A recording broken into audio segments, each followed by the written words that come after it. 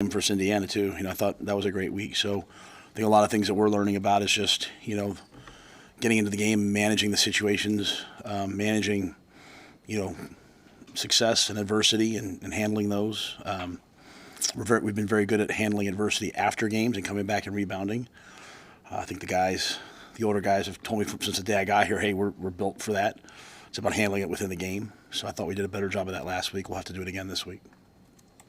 You expect to have Tommy Hill available on Saturday? Not sure.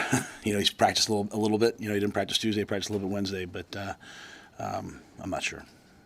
With that secondary, they've forced an interception in every game but one this year. I mean, just what do you like about the way that they've been able to force those turnovers?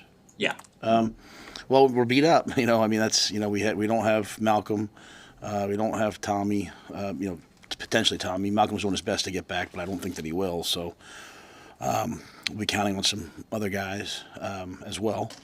But they're competitive. Part of that is we have a great rush. So that helps. I think everything on defense is interrelated. Now we're seeing an offense this week led by Coach Bieniemy that's truly a West Coast rhythm offense. The ball's out. Quarterback hits his third step, the ball's out. One hitch, the ball's out. They're not built to turn the ball over. They do an excellent job of getting it out of their hands, but I think our guys are, they're focused. We play a lot of coverages. They study a lot and prepare, and hopefully whoever's out there will play to a good standard. What is Hartsock's injury? He hurt his hamstring on that first drive of the fourth quarter in the last game. So Jeremiah went in and played most of the rest of that after he was down. If both those guys are out, Hill and Hartsock, do you expect Charles to start? Yeah, we're planning on Jeremiah to start.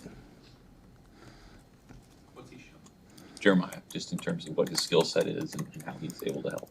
Yeah, Jeremiah is a tremendous athlete. He's had to play in some serious situations. He has the benefit of going against two of the best wideouts in the league last week, and so he should be very confident. He goes against those guys and comes out and does a good job. So he's probably not many guys as fast as him.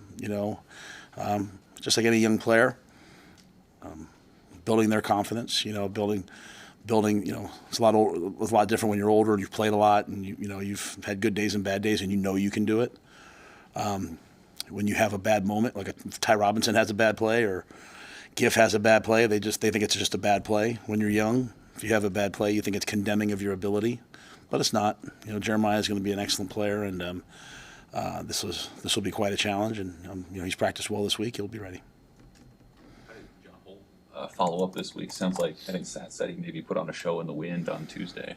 Yeah, well, he's the ultimate example we've been able to use for the players of just trusting the process. A lot of times all of us, we forget about the concept of development. Coaches, we forget about it. As parents, we forget about it. Players sometimes forget about it. John's proven that, like, if you just show up every day, no one can give you confidence. You have to develop. You have to work your technique over and over and over again. You have to suffer some hard moments. And then, the time comes and you're ready. Hopefully you've developed enough that you can make the plays. And so he had a great week this week. You know what? He might go out and he might make one. He might miss one. But we know what he can do. And so full trust on our end, moving forward. Is there anything that UCLA does specifically that's kind of allowed them to have success stopping the run in the way that they have this year? Yeah, they well, first of all, they have excellent defensive linemen.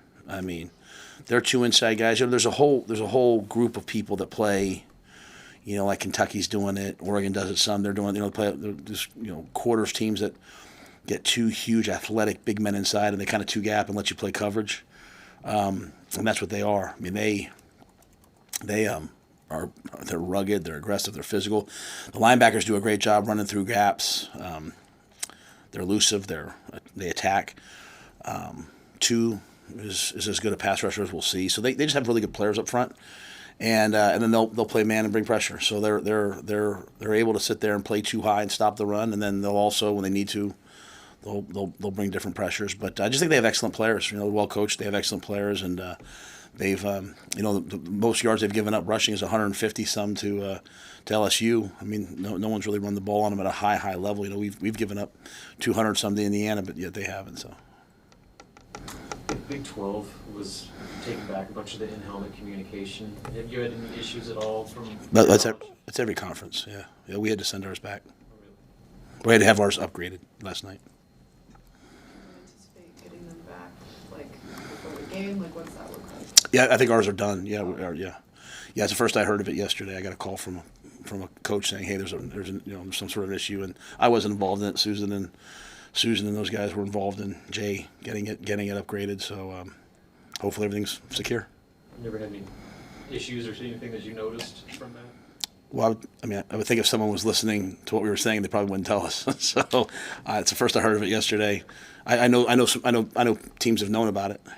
Some teams have known about it. We didn't. So I don't really know much more than that. But hopefully nothing happened. Non-integrous. Coach, three true freshman DBs, Caleb Bennett, Braylon Prude, and Donovan Jones. Can you just talk about their development, what you've seen from them lately?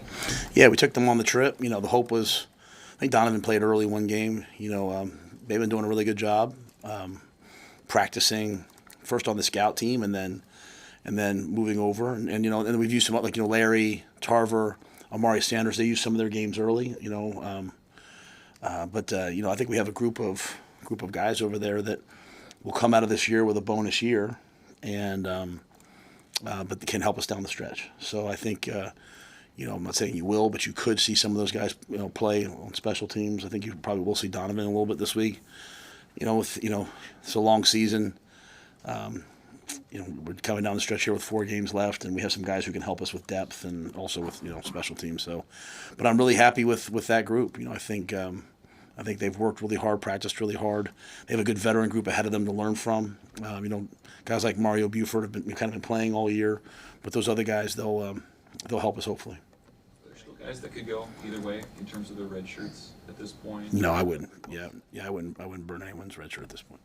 Is a guy like Trevor Corcoran somebody who could potentially redshirt? That's probably a different situation. That's more of a personal decision on his end. If he's not back yet, if he gets back and could play, we'd have him ready to play. And if he wants to redshirt and come back the next year, then we would do that for him. But that's really a personal decision for him, and I wouldn't ask him to even think about that until he's actually healthy. He hasn't taken a rep in a practice yet, so I think he's still a ways away. And the unique thing now is if you do redshirt, you can play in the postseason. So getting to the postseason is big. I don't think people understand. Well, I shouldn't say people do understand it. I don't think for me, realizing that these guys haven't had that, that's an extra 2 weeks to a month of practice and real practice, right? Preparation. It's like an extra spring ball. So when you look at the guys on our team who are sophomores, juniors, and seniors, I think that they've never had that time. How much it can develop them.